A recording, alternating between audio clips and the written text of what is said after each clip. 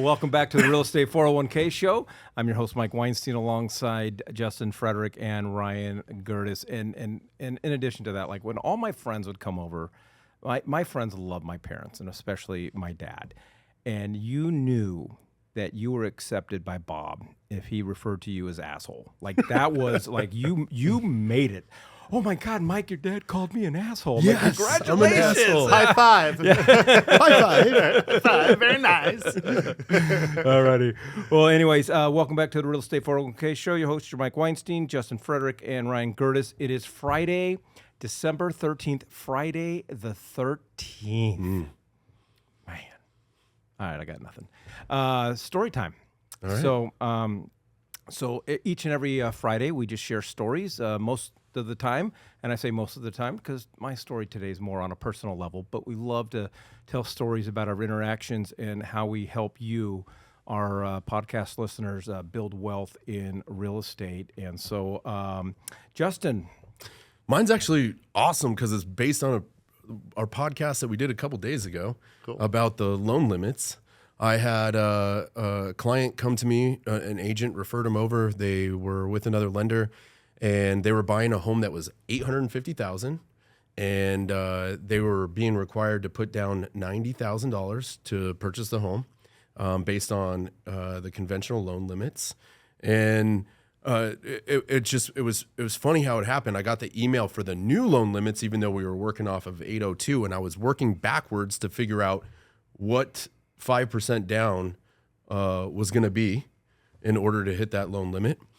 And I got a text from the agent saying, "Hey, how much down would they have to put on $850,000?" And I was like, "Just a little bit more than 5%," because I was working backwards from it. Right. And she's like, "Great, I'm sending you this client. They're being required to put down almost 10%, which I guess it was a little bit more than 10%, but."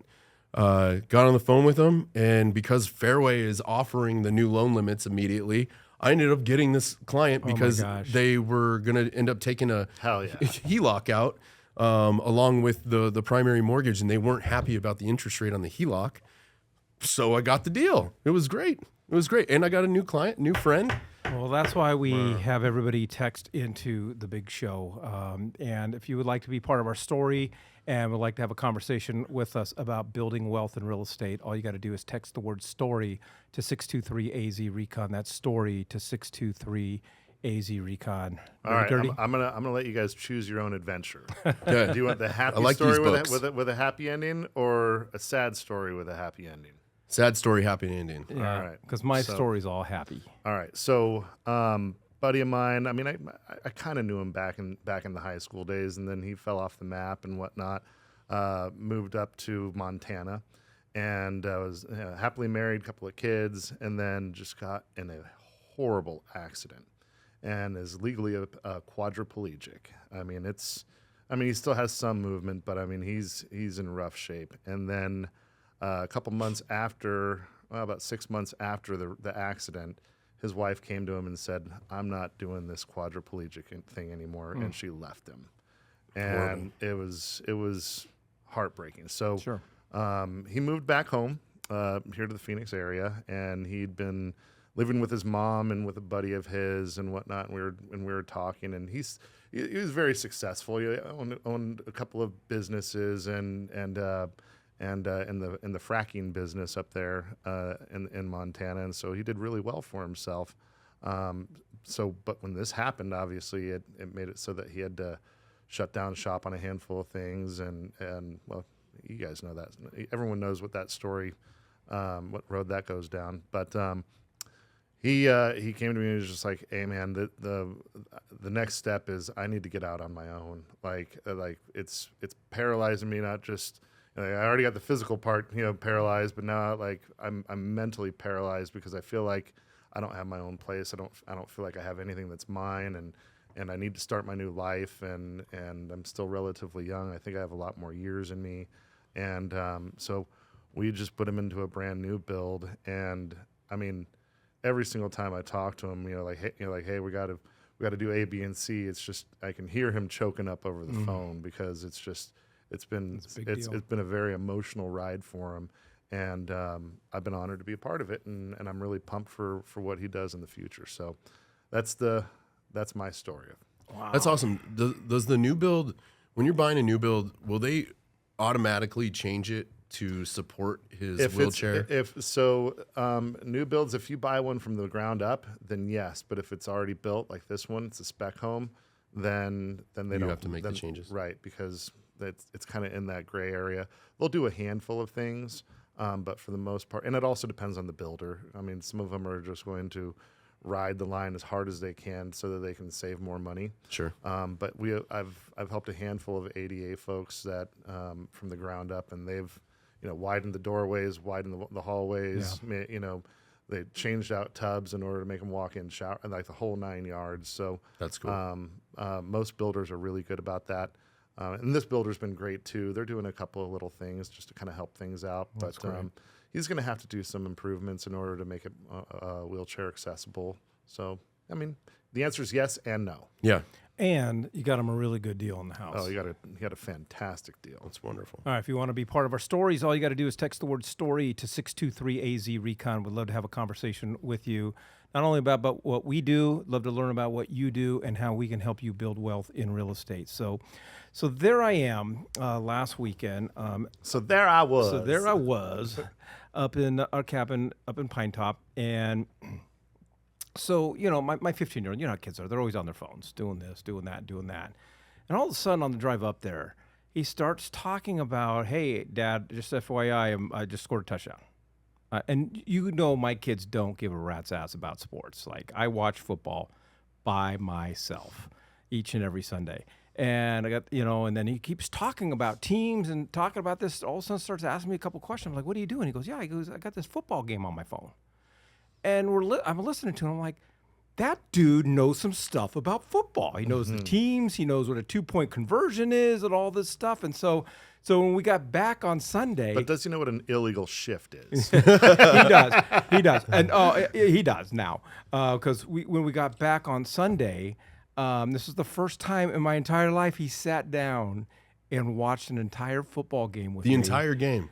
Asking me questions, and Yeah. I'm trying to explain stuff. He goes, yeah, Dad, I know what that is. But where it all went awry, when I had to try to explain to him the new kickoff rules. I'm like, I didn't realize how stupid the new kickoff rules were until I explained it to a 15-year-old for the first time. So dude, he's got his favorite team now. And I'm like, I told him, I go, I hope my oldest is not listening. I'm like, you're my favorite now. I mean, by far. You're like the only one in this family now that now he wouldn't stick around for the second game. But dude, for me, that was a big win. deal. Dude, congratulations. What's his favorite team? He's picked the Pittsburgh Steelers. All right. Oh, So, okay. it's not bad. Better than the 49ers or C-Sucks. I love the owner. I love the coach. Yeah. All righty. Well, again, if you want to be part of our story time or if you just want to watch football with me because my life is that sad, all you got to do is text the word story to 623AZ Recon. That's story to 623AZ Recon. All right, Friday the 13th, it's my turn. Somebody rolls into town. Somebody from listening to our podcast are coming in from Michigan, and we're going to go out to dinner, and they're like, you know what? I hear that Arizona is the place to go for chips and salsa. I want I want your favorite chips and salsa in Arizona. Where are you going, Ryan? I'm split. Like there's two places. All right. So, all right. I'm gonna go with the original Garcia's. It's because it's authentic, and I'm gonna give the honorable mention over to enchiladas. Okay. And it's not enchiladas is It's not good, and too. it's not enchiladas because they put olives in their hot sauce, and so that's kind of like little off the authentic part. But the original Garcia is over off of 43rd Avenue in McDowell.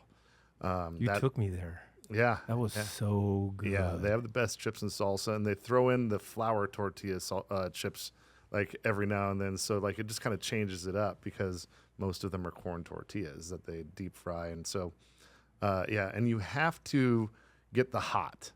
And I like to mix the mild with the hot because like the mild is all chunky and whatnot. And you get, your onions and your cilantro and your tomatoes. But the spicy is a thinner one, and you mix them together and you get the best of both worlds. So that's where you get the best chips and salsa. All right. Well, I love the original Garcia's. That place is amazing. We should go right now. That sounds so good. I'm only picking this place because of the margaritas. That could be your turn next week. The best margarita. Well, I love the chips and salsa. Carambas. Okay. Yeah. Carambas is 67th and Bell Road. It's not like some fancy Mexican food. I've been there before too. But I always love going there. The chips and salsa are great. You got many options for salsa, and it's endless chips, just like most places. But if you accompany it with the margarita there, 2 of these margaritas just take my wife down. So I love going there on a Friday afternoon. Oh, hell yeah. Getting her all spiced up, have some chips and salsa and margaritas. It's wonderful. It's a wonderful place, and they've done many good things for me. Then you go home I think for I have 2 dessert. kids from it, Carambas. Matter of fact, your youngest is named Caramba.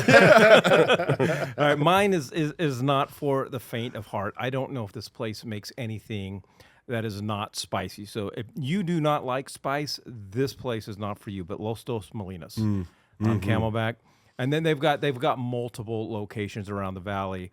Man, I one time wasn't aware, and I actually had a business meeting there, and I'm now starting to eat the chips and salsa, and I wasn't prepared, dude. And that's not how you do a business meeting. Smoke Sucking you on out. ice cubes, and I got tears coming out of my Can I eyes. have a Like, glass of yeah. milk, please? But it's a family-run business. Mom and Dad started the first one and expanded.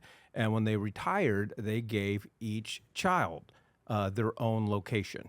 And so it's a cool family story, but it's spicy, and to me, it's my favorite chips It's and salsa. great.